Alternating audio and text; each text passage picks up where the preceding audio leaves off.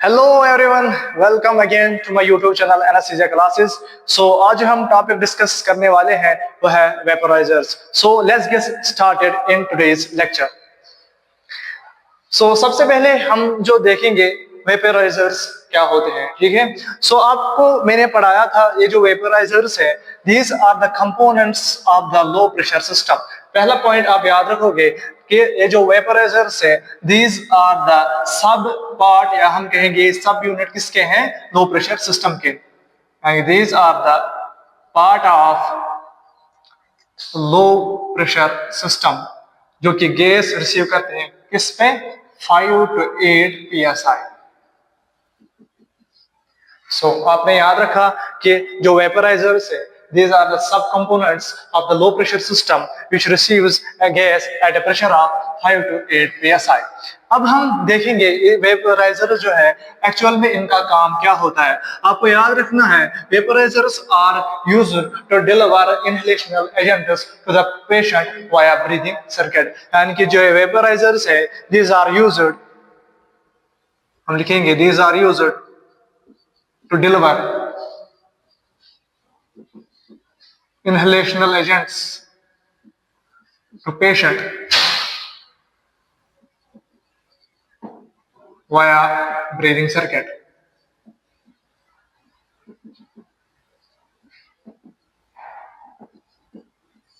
आपको इसमें याद क्या रखना है कि जो वेपोराइजर्स है हम इनको इस्तेमाल करते हैं for the delivery of inhalational agents to the patient. यानी कि जो हमें इनहेलेशनल एजेंट्स देने होते हैं पेशेंट को, वो हम किससे देते हैं, वेपोराइजर से। यानी कि हम कह सकते हैं जो इनहेलेशनल एजेंट्स है वो किस में स्टोर होते हैं, these are store in vaporisers. हम कहेंगे these inhalational agents are stored in वेपोराइजर्स।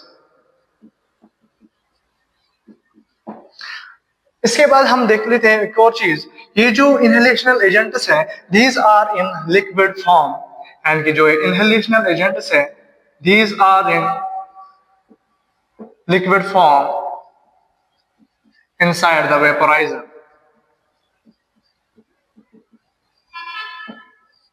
यानी कि जो ये इनहेलेशनल एजेंट्स हैं these are in liquid form in vaporizer. और ये कैसे डिलीवर होते हैं किसको, पेशेंट को। आपको याद रखना है ये जो इनहेलेशनल एजेंट्स हैं दीज आर वोलाटाइल। आपको याद रखना है these inhalational agents are volatile. मतलब इसका मतलब है यानी कि जो इनहेलेशनल एजेंट्स है they get converted into gaseous form. यानी कि on spontaneous process these liquid inhalational agents are converted into volatile। यानी कि जो लिक्विड फॉर्म है वो गैस फॉर्म में चेंज होती है एट ए स्पॉन्टेनियस प्रोसेस। हम कहेंगे जो ये इनहेलेशन एजेंट्स है वो वोलेटाइल होते हैं, यानी कि ये इसमें कन्वर्ट होते हैं खुद गैसियस फॉर्म में। यानी कि जो इनहेलेशनल एजेंट्स है दीज आर वोलेटाइल, यानी कि ये खुद क्या से, यानी कि लिक्विड से कन्वर्ट होते हैं गैसियस फॉर्म में एक normal standard temperature and pressure पे, ठीक है। और इसके बाद अगर हम देखेंगे इसमें इनहेलेशन एजेंट का ये डिलीवर कैसे होते हैं पेशेंट को। आपको याद क्या रखना है, अगर हमारे पास एक वेपोराइजर है और इसमें क्या है, इसमें है लिक्विड फॉर्म में हमारे पास इनहेलेशनल एजेंट। जैसे ही यहां से क्या होती है, वेपोराइजेशन होती है। वेपोराइजेशन से क्या होता है, गैस प्रोड्यूस होती है। यानी कि जो लिक्विड फॉर्म में इधर ये है हमारा इनहेलेशन एजेंट, यानी कि जो लिक्विड फॉर्म में हमारा इनहेलेशन एजेंट है वो किस में आ जाता है, यानी अगर ये लिक्विड फॉर्म में है ये वेपर फॉर्म में आ जाता है। और जैसे ही फ्रेश गैसेस आती है, जैसे फ्रेश गैसेस फ्लो होती है ओवर द वेपोराइजर, यानी कि जैसे फ्रेश गैसेस आती है कहां से, ओवर द वेपोराइजर, ये यहां से आपका वेपोराइजर सो यहाँ से क्या हो रही है, यहाँ से हो रही है वेपराइजेशन। तो सो ये वेपर्स कहाँ से जाएंगे, ये जाएंगे इधर से। और जैसे ही फ्रेश गैस फ्लो आता है मशीन से, जैसे ही फ्रेश गैस फ्लो आता है यहाँ से, सो ये जो वेपर्स है they get incorporated to the fresh gases and these get deliver to the patient. और ये कहाँ पे डिलीवर होते हैं, पेशेंट को ये डिलीवर होते हैं वाया ब्रीदिंग सर्किट, यानी ये ब्रीदिंग सर्किट के जरिए इसमें डिलीवर होते हैं, पेशेंट में डिलीवर होते हैं। यानी कि हमने देखा कि जो वेपराइजर्स है वो क्या है, वो part of low pressure system का जो गैस रिसीव करता है 5 to 8 psi पे। इसके बाद हमने देखा जो वेपराइजर्स है ये हम किसके लिए इस्तेमाल करते हैं, for delivering of inhalational agents. और जो ये इनहेलेशनल एजेंट्स है ये किस फॉर्म में होते हैं, ये लिक्विड फॉर्म में प्रेजेंट होते हैं। यानी कि और इसमें एक और बात कि जो इनहेलेशन एजेंट्स है वो वोलाटाइल होते हैं, यानी कि at standard normal temperature and pressure पे, यानी कि ये क्या होते हैं, ये वेपोराइज होते हैं, यानी गैसियस फॉर्म में आ जाते हैं और फिर डिलीवर होते हैं पेशेंट को वाया ब्रीदिंग सर्किट। यानी कि जैसे फ्रेश गैस फ्लो आ जाता है और यहाँ से वेपराइजेशन से क्या गैस प्रोड्यूस हो जाती है, ठीक है। सो ये जो वेपर्स है, इनहेलेशन एजेंट के जो वेपर्स है वो किसके साथ लॉज होते हैं, यानी कि वो किसके साथ चिपक जाते हैं, जो वहां से फ्रेश गैसेस आ रहे हैं और फिर वो डिलीवर होते हैं किससे, ब्रीदिंग सर्किट के जरिए पेशेंट को। सो इसके बाद हम देखते हैं अब जो ये हमारे पास क्या है, वोलेटाइल लिक्विड। हम देखते हैं अब जो टेम्परेचर है इसका क्या इफेक्ट रहेगा अगर हम चेंज टेम्परेचर करेंगे, यानी कि जो लिक्विड है, यानी कि जो वेपर्स है इसमें, उसमें कौन सा इफेक्ट होगा अगर हम चेंज टेम्परेचर करेंगे। सो चलिए देखते हैं। अगर हमारे पास केस फर्स्ट अगर हम देखेंगे, केस फर्स्ट हमारे पास मान लो इसमें एक एक वेपराइजर है। सो इसमें ये यहाँ पे लिक्विड फॉर्म में,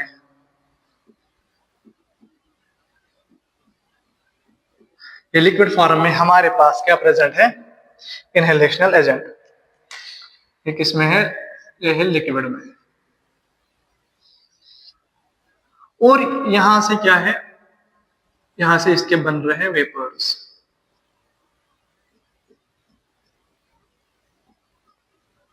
अगर हम इसको लिखेंगे इधर से ये क्या है, यहां से बन रहे हैं वेपर्स। अगर हम इसका इक्विलिब्रियम देखें, यानी कि ये एक नॉर्मल ही है, ठीक है, यानी कि नॉर्मल हमने एक वेपोराइजर रखा, तो इसमें क्या है, जो लिक्विड के जितने लिक्विड के अंदर मॉलिक्यूल्स हैं उतने ही किसमें है, वेपर फेज में भी है।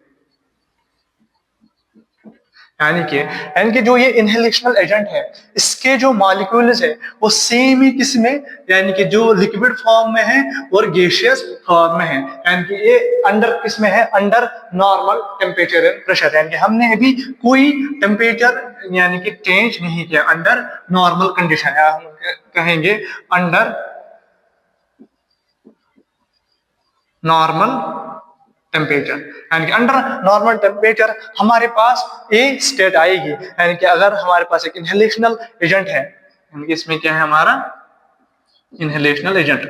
सो इनहेलेशन एजेंट अगर हम देखेंगे अंडर नॉर्मल टेम्परेचर, सो मैंने आपको बताया कि इसमें जो ये लिक्विड होता है, ठीक है, यानी कि ये वोलेटाइल लिक्विड होता है। यानी कि वोलेटाइल लिक्विड का क्या मतलब है, यानी कि ये किसमें चेंज होता है, वेपर्स में।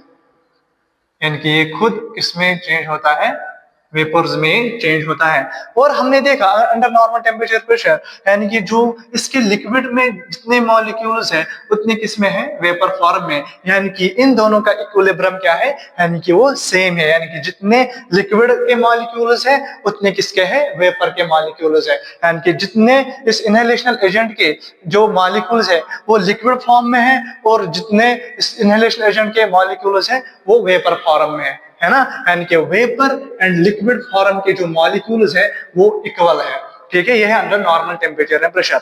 अगर हम देखिए सेकंड,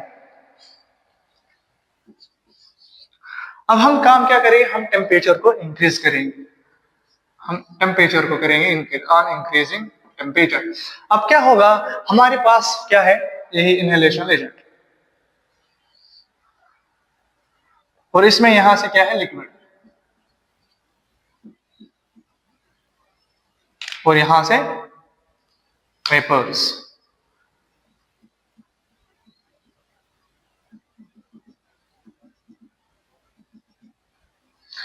आपको नहीं लग रहा कि ऑन इंक्रीजिंग टेम्परेचर, जैसे हम टेम्परेचर को इंक्रीज करेंगे, ये हमारे पास क्या है, ये लिक्विड है और ये वेपर फेज में मॉलिक्यूल्स, और ये हमारे पास है इनहेलेशनल एजेंट। और यहाँ से हम क्या कर रहे हैं, जो टेम्परेचर है उसको हम बढ़ा रहे हैं, हम टेम्परेचर को इंक्रीज कर रहे हैं। So on increasing the temperature, जो लिक्विड में क्या है मॉलिक्यूल्स है वो किस में ज्यादा आ जाएंगे, वो वेपर फॉर्म में आ जाएंगे, है ना। यानी कि जो भी हम इस लिक्विड को यहाँ से टेम्परेचर अप्लाई करेंगे, टेम्परेचर को बढ़ाएंगे, यानी कि आपको क्या लगता है जो लिक्विड में जितने मॉलिक्यूल्स है वो आप किस में ज्यादा आ जाएंगे, वेपर फॉर्म में ज्यादा आ जाएंगे। सो अगर हम यहाँ पे इक्विलिब्रियम देखेंगे, वो शिफ्ट टुवर्ड्स किसका होगा, वो शिफ्ट होगा टुवर्ड्स वेपर फॉर्म में। यानी कि हम देखेंगे यानी कि जो लिक्विड है, वो जो वेपर्स है वो ज्यादा है, ठीक है। यानी कि जो वेपर फॉर्म में इक्विलिब्रियम शिफ्ट हो रहा है टुवर्ड्स वेपर फॉर्म। यानी कि अगर हमने टेम्परेचर को इंक्रीज किया है ना, इसका मतलब है on increasing the temperature more molecules will enter, more molecules will enter into, इसमें एंटर होंगे वेपर्स में, वेपर फॉर्म में आ जाएंगे। यानी कि आपका जो इनहेलेशनल एजेंट है वो किस में आ जाएगा, वेपर फॉर्म में ज्यादा आ जाएगा, लिक्विड में कम रहेंगे, क्योंकि टेम्परेचर इंक्रीज करेंगे ऑब्वियस सी बात है, ऊपर से वोलेटाइल लिक्विड है, यानी कि ये ऑन स्पॉन्टेनियस क्या हो जाता है, खुद से वेपर्स में कन्वर्ट हो जाए। अब हमने यहाँ से इसको टेम्परेचर बढ़ा लिया, अब टेम्परेचर अगर यहाँ से बढ़ा लेंगे, जो लिक्विड फॉर्म में ऑलरेडी क्या थे इसके मॉलिक्यूल्स वो ज्यादा किसमें आ जाएंगे, वेपर फॉर्म में, और इक्विलिब्रियम कहाँ की ओर शिफ्ट होगा,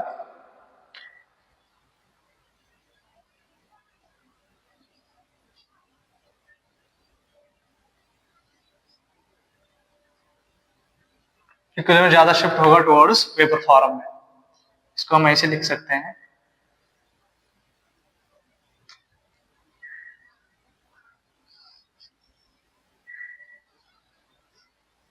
ठीक है, यानी कि ज्यादा शिफ्ट होगा टुवर्ड्स वेपर फॉर्म में। अगर हम इसका अब तीसरा केस देखेंगे यहाँ, अब हम क्या कर रहे हैं, अब हम जो है टेम्परेचर को डिक्रीज करेंगे, ऑन डिक्रीजिंग द टेम्परेचर। अगर हम टेम्परेचर को डिक्रीज करेंगे तो होगा क्या, अब यहाँ पे रिवर्स होगा, हमारे पास क्या है, इसमें इनहेलेशनल एजेंट है, लिक्विड फॉर्म में है, और ये इसके vapours. So on decreasing the temperature, जो ये वेपर हैं, वेपर्स वो किस में कन्वर्ट हो जाएंगे, वो बैक इनटू किस में कन्वर्ट हो जाएंगे, लिक्विड फॉर्म में। यानी यहाँ पे क्या हो गया, आपने जब पढ़े होगी कंडेंसेशन, यानी कि ऑन डिक्रीजिंग द टेम्परेचर, यानी कि अगर हम इस क्या करेंगे, ये जो है ये वेपर फॉर्म है, ठीक है, और ये क्या है, लिक्विड फॉर्म। और जैसे हम टेम्परेचर को डिक्रीज करते जाएंगे, यानी कि जो यहाँ पे क्या है, इनहेलेशनल एजेंट के जो वेपर्स हैं वो किस में कन्वर्ट होंगे ज्यादा, वो लिक्विड फॉर्म में ज्यादा आ जाएंगे। यानी कि जो लिक्विड फॉर्म है यानी कि इसमें ज्यादा आ जाएंगे, और वेपर फॉर्म में, यानी कि लिक्विड फॉर्म में ज्यादा आ जाएंगे और वेपर फॉर्म में कम।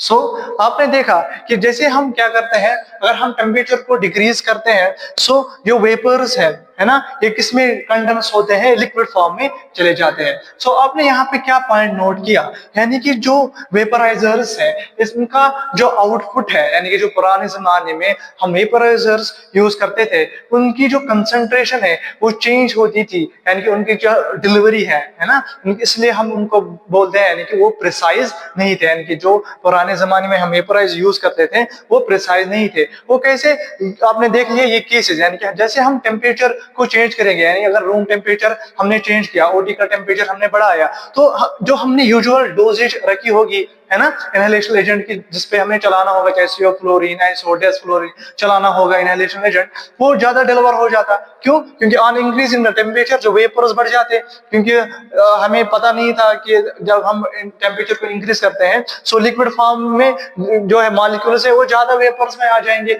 और फिर जब वहां से फ्रेश गैसेस आएंगी तो ज्यादा वेपर और ज्यादा इनहेलेशन एजेंट कहाँ चले जाएगा, ब्रीदिंग सर्किट में चला जाएगा पेशेंट की ओर। सो ये एक ड्रॉबैक थी, यानी कि जो पुरानी वेपराइजर्स थे उनमें क्या था, एक सबसे बड़ी ड्रॉबैक ये थी कि उनका जो आउटपुट है वो इफेक्ट होता था by changing the temperature.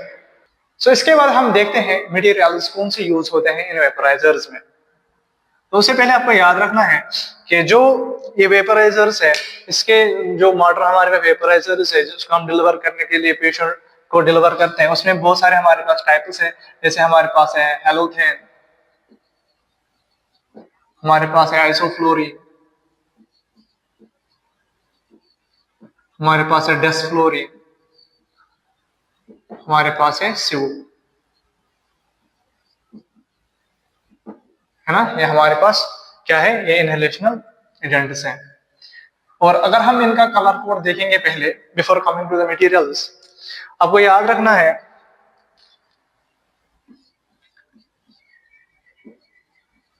Halothane, यहां से हम लिखेंगे इनहेलेशनल एजेंट और यहां से कलर कोड।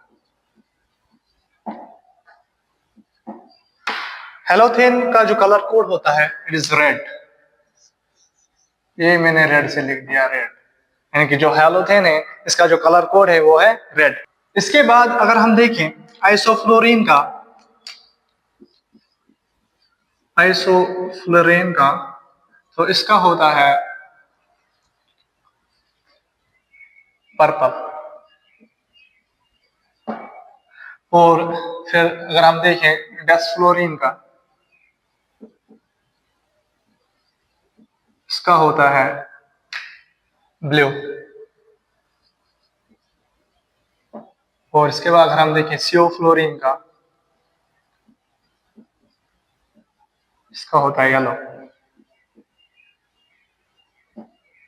सो आपने देखा, यानी कि हमने देखा कलर कोड, यानी कि जो हेलोथेन है इसका कलर कोड है रेड, एंड आइसोफ्लोरिन का है पर्पल, एंड डेस्फ्लोरिन का है ब्लू, एंड सियोफ्लोरिन का है येलो। यानी कि जो इनके वेपराइजर्स हैं वो कलर कोडेड होते हैं, यानी कि आप उनसे क्या कलर से भी पहचान सकते हो यानी कि किस वेपराइजर में कौन सा इनहेलेशनल एजेंट है। Thanks for the watching.